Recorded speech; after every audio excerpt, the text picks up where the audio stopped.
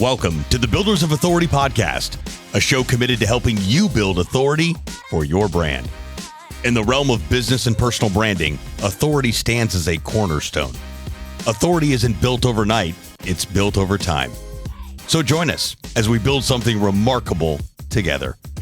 And now, here's your host, Adam McChesney. Welcome back, everyone, to another episode of the Builders of Authority podcast. Our title sponsor for the podcast is Go High Level, also known as GHL.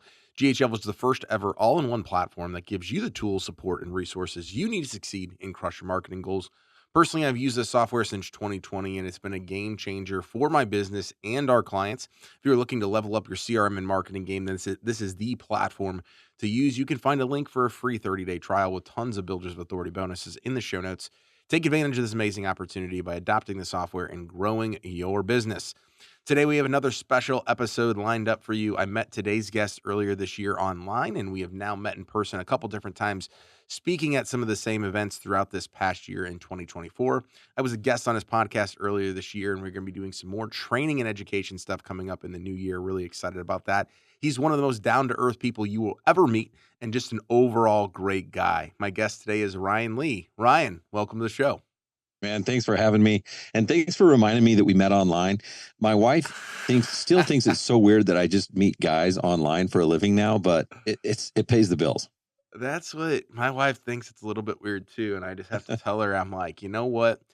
It's easier when you then go to the events and you kind of already feel like you know the person for years because you follow each other online. And then it's like, you haven't seen each other in 5 years, but you've actually never met them in person. And then you see them like, I think I saw you like 3 or 4 times in a couple months. It's so true. And it is so true. You meet people and you're like, yeah, I know like how many kids you have. I know what you do for fun.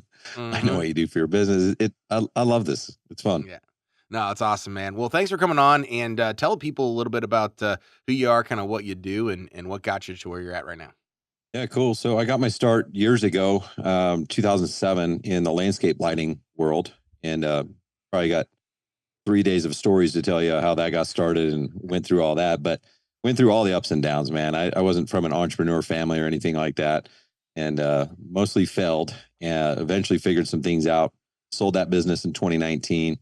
2020, actually right as kind of COVID was happening, I decided to have this crazy idea and start Landscape Lighting Secrets, which is the first of its kind. I'm the only landscape lighting business coach in the world. So I don't know why I came up with that idea, but it's been awesome. And I help people start and grow landscape lighting businesses. And these are people who aren't just trying to get by and have another job, but people who want to really get freedom from their business, build a legacy, and be business owner, not operator. Love it. And so what made you want to sell the business in 2019? Well, that's the thing. I was partners with my brother. Okay. And when you start a business, or at least when I started a business, dude, I did not think, I did not research. I just started a business and didn't think about like consequences or anything like that. So I found out after reading the book Traction, that really changed everything for me. I was like, no wonder we can't grow, and no wonder we can't make any money. And we were making money, like we were paying ourselves very well, but we still were doing a lot of the work. We didn't have a business that could run without us. I found out that we can't have two visionaries here. You know, my brother, he wanted to go left to the lake, which is cool. You know, we wake surfed like every day, but I wanted to go right to the promised land. I wanted to do like multiple locations and take over the world and build a $50 million business. And that was a struggle because when someone wants to go left and someone wants to go right, you end up going down the middle and no one's happy. And I'm like, what? We're not happy. We have a multi-million-dollar lighting business.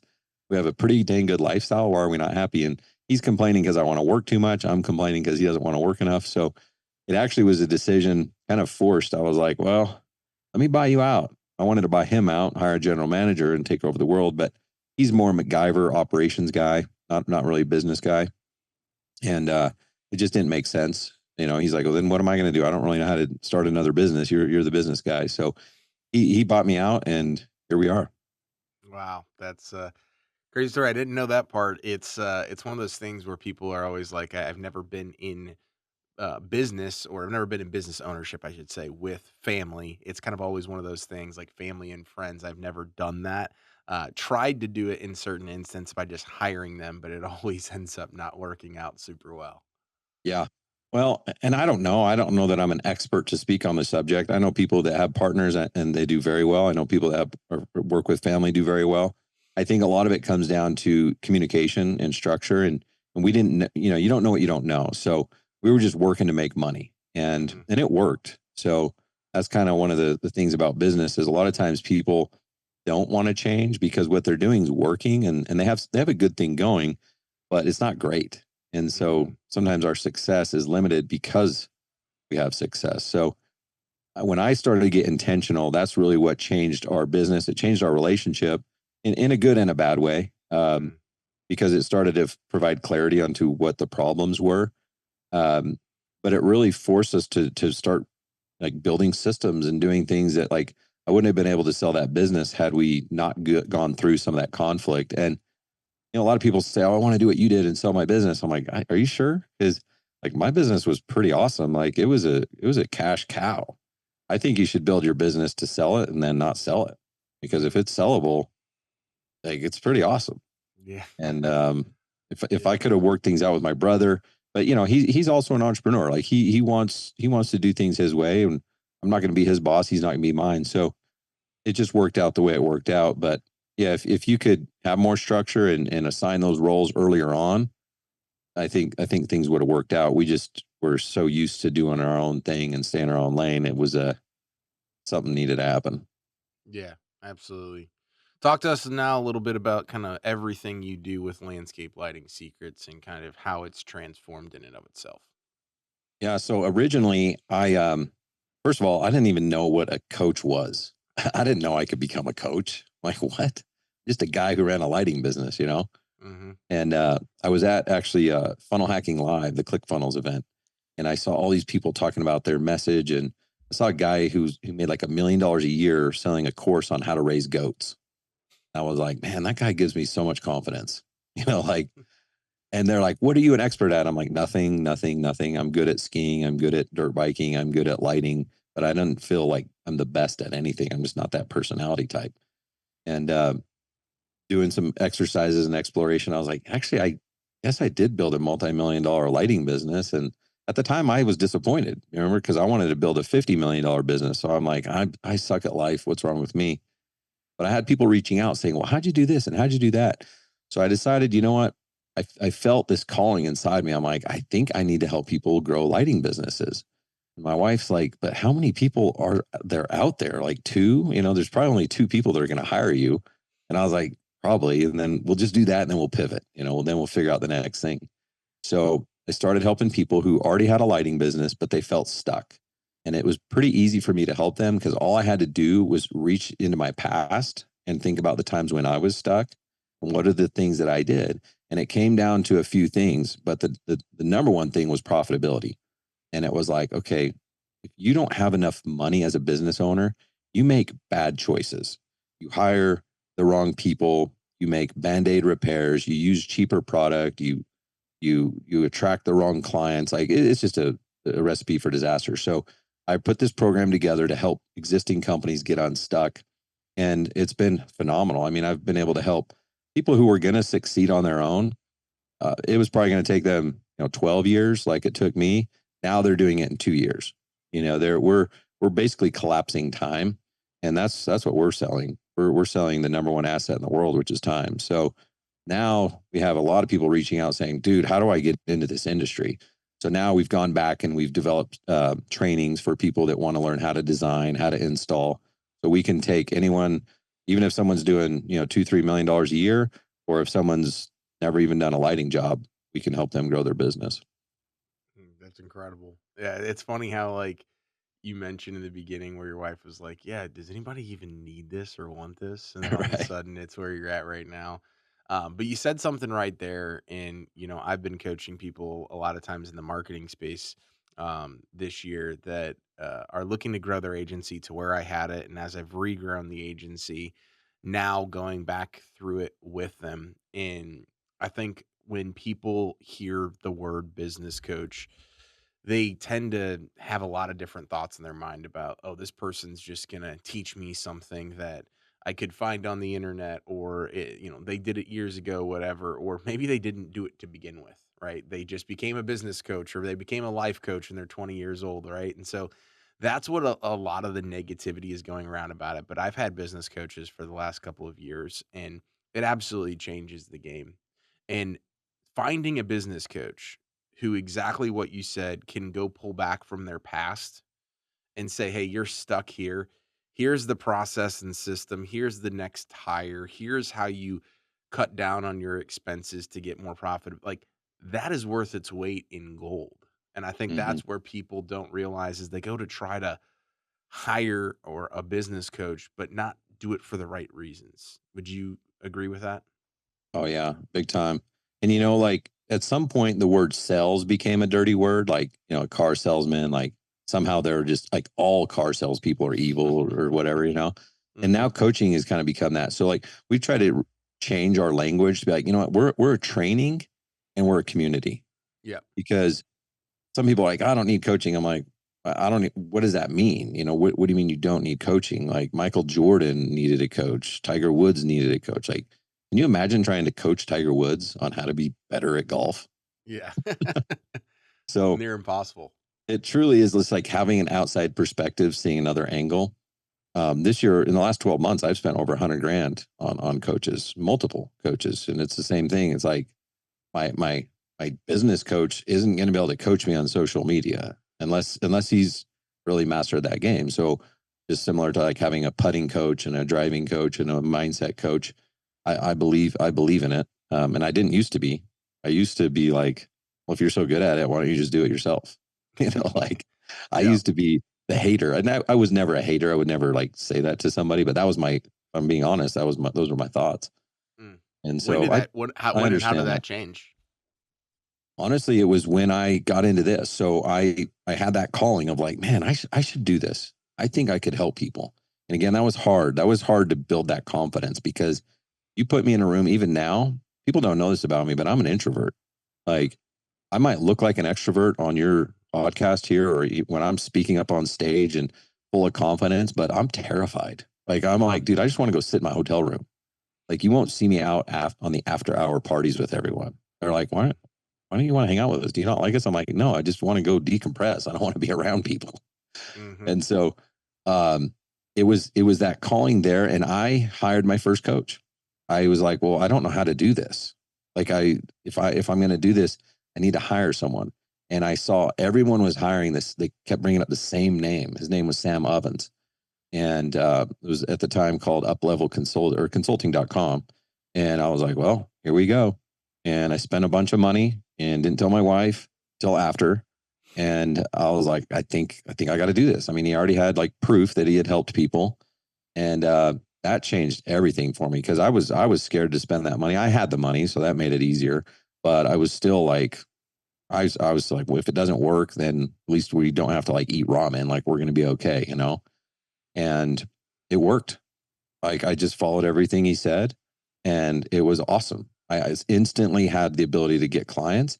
I instantly had the ability to teach them effectively. Like I just followed his blueprint, and I was like, "This is awesome." And so that built a lot of confidence for me of like, wait, why have I not been doing this? And then I started to go to masterminds and be part of communities and networks. And I mean, even like, so I go to shows. That's how I met you, right? So Mm. you meet these people, and now all of a sudden there's a relationship. I mean, how much have I learned from you? And like, there's just so much value out there. So it was really me changing my mindset, and my mindset I don't think was changed until I was ready for that. I feel like I had to be that hard headed person for so many years, be the lone wolf, and learn that like, dude, why are you so stubborn? Like there's just an easier, faster way. You're not as smart as you want to be. Yeah. Well, I think a lot of times, like, we do have to go down the path on our own before we realize, like, okay, there's probably a better, more efficient way, and sometimes we do just have to learn the hard way, right? And kind of go through it and then realize that there is a way that we might actually be able to, fly around it and be able to get there in a quicker, faster, and more efficient way. But again, it is either going to cost us money or time or something in order to do that. And I think a lot of people look at hiring a coach or joining a program or community as an expense. And I'm like, man, these are investments that they may not always pay off, or they may not always pay off to the magnitude that some of them do. But they've condensed time for me. And that's the biggest piece to the puzzle. So Yeah. talk And to us. Oh, sorry, you're good. well, I was just going to say one more thing. Kind of the crazy truth about that. And like you said, it's time or money. So now you invest your money to buy the time, but that's like the best investment because like, we all value time way more than money. Yeah. So when here's the most frustrating thing for me is a lot of times, and I'm sure this happens to people in my program too. A lot of times the coach or the mastermind, the whatever, I hear something that isn't, oh, sometimes there's gold nuggets where you're like, dude, how did I not think about that? Like, that's awesome, right? But sometimes it's just a reminder. Like, we're not learning something new. We're just being reminded of something that we used to do and we stopped doing, or we know we were supposed to do it, but we haven't done it. And that's kind of frustrating because you're like, wait, I just paid $10,000 to learn something that I already knew. But people that pay attention. So Mm-hmm. it's that investment of and pain. You kind of need to go through that pain. If it's just like a $100 course, sometimes you don't even log in. It's not painful enough. But if you pay more, it's like, oh, this hurts more.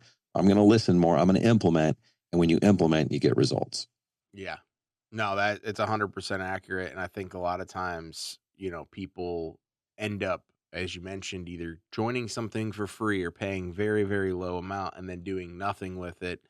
And sometimes it's paying the more money and hearing it for the 10th time from a different perspective, or at the moment in time when you needed to hear it, when it actually was going to push you to that next level. And I've had that happen as well before. And I've also seen it from my people in my mastermind, my program, where it's like, now I get it this way. So Yep. definitely relate to that. So talk to us a little bit about kind of like how you've built your authority. I know you mentioned like obviously some of the content that you're doing, going to events and things like that, but what would you say is like this is what has helped Ryan grow landscape lighting secrets from a marketing, branding, advertising perspective? Yeah, I love this topic. And I seriously, I watched the stuff that you put out, the stuff that you're teaching. I'm like, dude, like no one implements this stuff because if they were, they would be like praising your name and like throwing you epic parties and stuff. So it's everything you preach. When I'd never, first of all, I had a Facebook account, but I never used it. And if I did, it was like, here's the annual family photo. Yeah. Okay. And then I have a lot of clients now that are afraid to use their Facebook for business. And I'm like, why? You think it's really just so that your family can see your like family photo every year? I really don't understand that. But I got the courage to do my very first Facebook Live. And I committed, I'm going to do a Facebook Live for like 30 days in a row without ever doing one. I heard someone told me to go create a Facebook group, a fake one, so that you can go live in there and practice. Mm, Okay. Because I was like, there's something about it. Like you and I, we can have a conversation, but you turn that camera on, it's like, yeah, I don't know how to talk English. What? Where am I? Why are my hands going up? Like it just yeah. happens. So I was like, cool, that's a great idea. I'll do the fake Facebook group. I'll go live. I'll share my origin story. I'll talk about my past, stuff that I'm not willing to do normally and be vulnerable. Well, the very first time I'm literally in this hotel room, and I'm in my hotel room because my family's not there. There's no one by me. No, I'm not in public. And I turn it on. I go live. I'm terrified. I'm mumbling through. And all of a sudden I see this like little icon pull up. It's like a human icon and it says one. And I'm like, that must just be me. Like, because I'm one or so. I don't know. I don't know how this stuff worked. Suddenly it goes to two. And I'm like, oh shit. Like, are you kidding me? Like, I didn't choose the group. Like, I didn't even know how to go live in a group. Yeah. So I'm live now, sharing my origin story and all this stuff. And I just kind of peeled off the Band-Aid. I just kept going. I didn't panic and turn it off. I just kept talking for like 5 or 10 minutes. And I did it the next day. And then I did it the next day.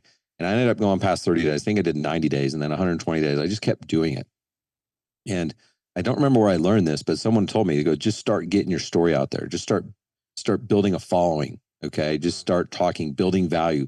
Talk about your what goes on in your life and how there's value and all this stuff. And so I started doing that. And most of the time I would be on these lives my mom would show up, and my mom's on there. Oh, heart emoji, love you. I'm just like, Mom, leave. Like, you're embarrassing me. This isn't helping. And so I thought no one was paying attention. Literally, like, no one would show up to my lives. Fast forward, part of my coaching strategy was, hey, start adding value in Facebook groups. So I would go into Facebook groups and not be like, hey, buy coaching from me. What's the matter with you? You suck at life.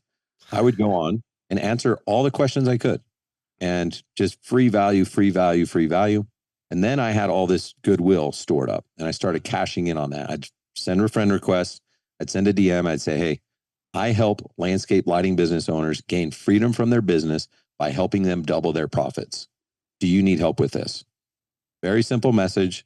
This is who I am. This is what I do. Do you need help? Most people didn't reply. Some people replied and said, sounds like a scam. Some people replied and said, you can't double my profits. And some people replied and said, heck yeah, I need help with this. How do you do that? And I get on a call with them and I tell them how I'm going to do this. Okay. And what's crazy, when I did this was about 6 months worth of like adding value, Facebook Live, tons of stuff in the groups.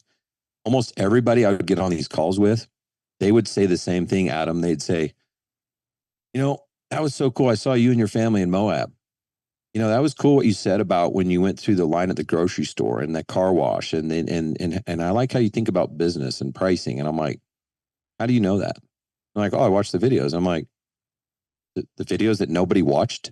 And I didn't go back and watch them either. And I didn't go back to look to see how many likes or views or anything like that. Turns out some of those videos had 27 views instead of 0. Some of them had 67 views. Some of them had 120. And I'm like, holy freaking cow. Like, there was people paying attention. They didn't bother saying anything. I found out that most of the world are stalkers. Like, they're not going to they're not going to comment because they don't want other people to know that they need help. They don't want to be vulnerable either. So that was my strategy, is just adding value, getting my word out there, and letting people know who I am. And when you're in that state, you're vulnerable, you're authentic. You might be able to fake it for a couple Facebook lives, but eventually, like, your personality is going to come out. People are going to fall in love with you. They're going to hate you. They'll unfollow you. Like, everything just kind of takes care of itself. You'll find the people that want you to be their leader. Mm-hmm. Well, you said so much there that, like, I had practiced and continue to practice, as you mentioned, like, over the last 4+ years now. And I think this is where basically the way in which you did it is the way so many people don't do it. Is they start with like the cold DMing or the cold aspect, and it's a big sales pitch, like, from the get-go, without providing any sort of value, without having 90+ days of live videos where people can get to know, like, and trust you. And then they're like, personal branding doesn't work. I made a post about my lighting business or about my business coaching or about my marketing agency, and nobody reached out. This stuff doesn't happen overnight, but the goodwill that you created, right, is the thing that when you want to turn it on, it is basically an overflux or an overflow of people raising their hands saying, yeah, I've just been kind of waiting for you to reach out, or waiting for the right time for me to reach out to you. And so many people do it the opposite way. And then they're in like survival mode versus being in abundance and having everything come to them. Yeah. Another thing, when you were talking, it reminded me, I give away everything.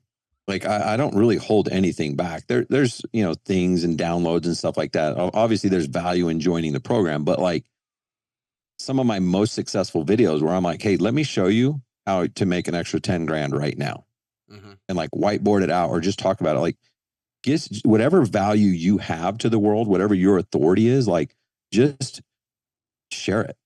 Like, it is going to do you so much good, because like, my strategy now is like, I want to help you make enough money well in advance before I even ask you for a dime. Yep. So I usually don't sell anything. Usually people reach out to me and they're like, dude, I feel guilty. I've already made like 100 grand. Like, just listening to your podcast, just listening, following your. So I'm like, cool, here's the link. Let's sign up. Sales becomes really easy when you have that authority and you help people. And I'm not thinking, oh man, I hope I can make another $10,000. Like, I used to think like that, when I had that mindset. when I had my lighting business, I was just trying to put food on the table. But now it's just like, how many people can I help? And the money just takes care of itself. Hmm. Yeah. No, I mean, I've experienced a lot of that stuff myself, and it is weird how you have the mindset shift where it's like, oh my God, like we rebuilt everything this year from starting the mastermind to relaunching the agency. And it was looking back on when I was at this spot 2.5 years ago, it was like I was still in this crazy, like, where's my next deal coming from in survival mode? And I got to go do that. And now it's just like, okay, I know the play. I've already ran the play multiple times. We're ahead of where we were this time. We don't need to like complicate the system, right? And when we try to like go quicker, and that's something that I struggle with, and I'm sure you struggle with as many like visionaries and high performers is so often when things are going super well, we're like, how can we accelerate? How can we? Yeah. And then we end up freaking ruining what was the thing that was actually working, right? And there's, caveats to all those different things, but you talked to earlier as we were kind of chatting beforehand, and like you spent this year kind of building the team, the infrastructure and things like that, which with the program is huge. So talk to us about how you kind of went through that process this year. Yeah. So, rewind like, 15, 18 months ago, I was like, okay, what can we do to get to that next level? It's like, how do we go faster? We got a good thing going. And a lot of options, a lot of things.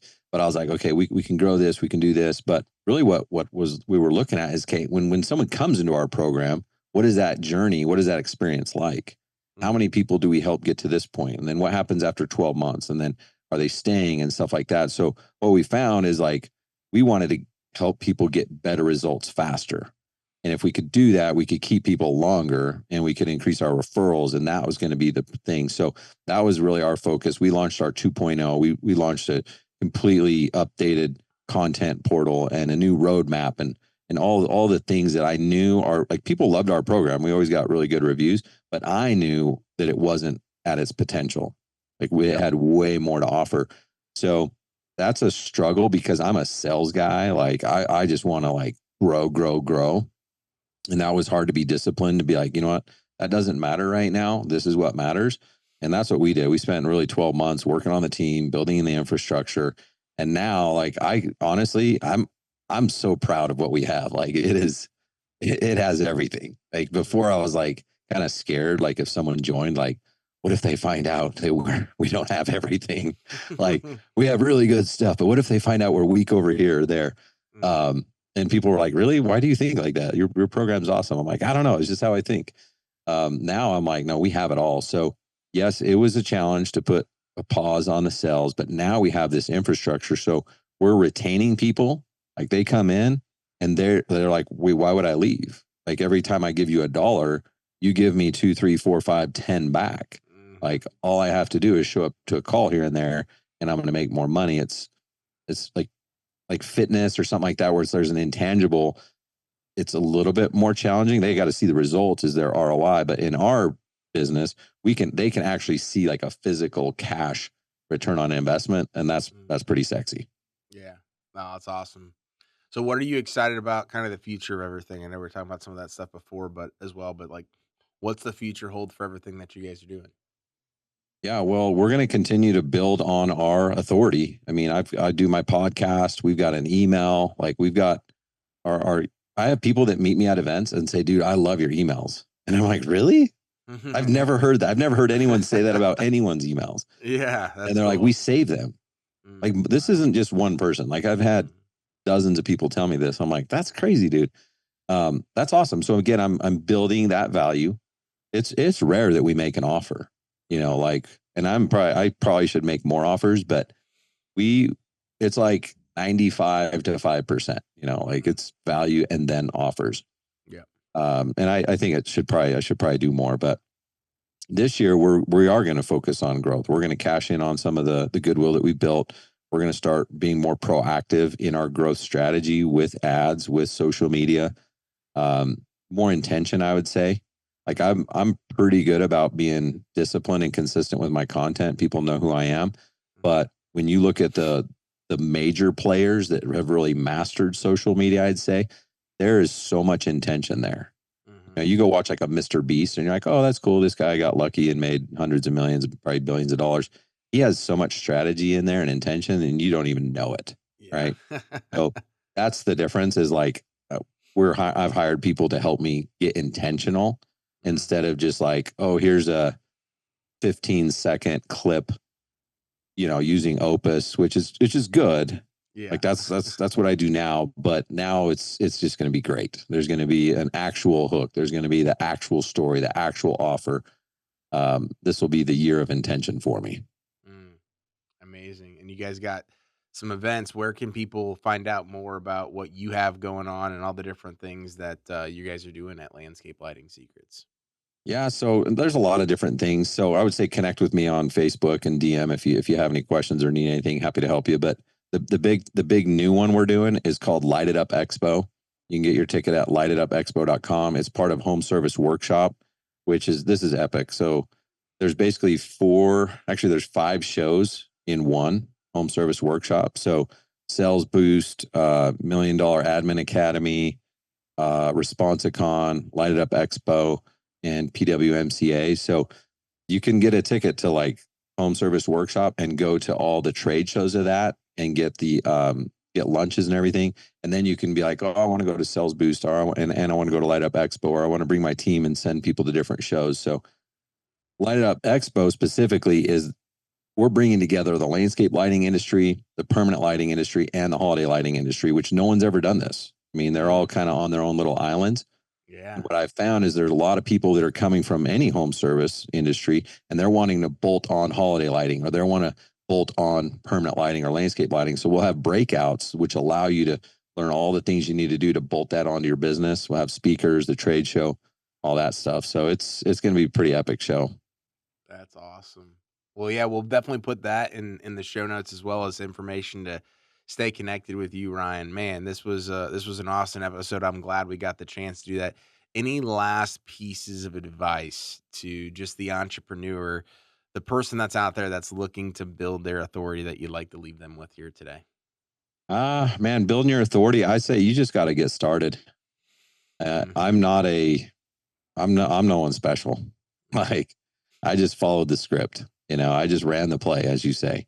And I guarantee you, if you follow Adam, just do everything you say in your posts and your stuff. Like it's not actually rocket science. There is a formula for success here. Mm-hmm. Don't worry about if you sound good. I mean, I don't edit hardly anything. It's just like I do a live podcast. Like I just don't care, like I just want to be me. And if people like it, great. If they don't, they don't. I promise you, if you're trying to get your message out there, if you're trying to be an authority in whatever that is, there are people that need your message. There are people that are 2 steps behind you that are begging you to lead them. And so it's kind of selfish to not get your message out there, and then if you want to be kind of selfish, like I've learned way more in the last 5 years than I did the last 12, because when you are an authority, you have to be on your A game. And you have to you have to know your stuff before you start teaching it. So the final phase of learning is teaching, and you learn exponentially. So very rewarding. If you guys will just get started, start publishing, get your message out there. Don't worry about how fast you're going to get results or who's going to listen or who's not. I promise you, just speak to that one person. That'll change their life. It'll change your life. Love it. Great way to end the episode, man. Thank you so much again for coming on. Thanks for having me, Adam. You're awesome. Appreciate you, man. And thank you again to our title sponsor, Go High Level. Without them, we aren't able to produce the quality of content or have amazing guests on like we did today with Ryan. Check out a free and extended 30-day trial in the show notes. Make sure as well to leave us a 5-star review, making a big push to finish out the year with some reviews, and it definitely helps move the needle. Remember, authority isn't built overnight. It's built over time. Thanks so much for tuning into this episode. We sure do appreciate it. If you haven't done so already, make sure you're subscribed to the show wherever you consume podcasts. This way you'll get notifications as new episodes become available. If you feel so inclined, please leave us a review. We sure do appreciate it. Until next time, friends.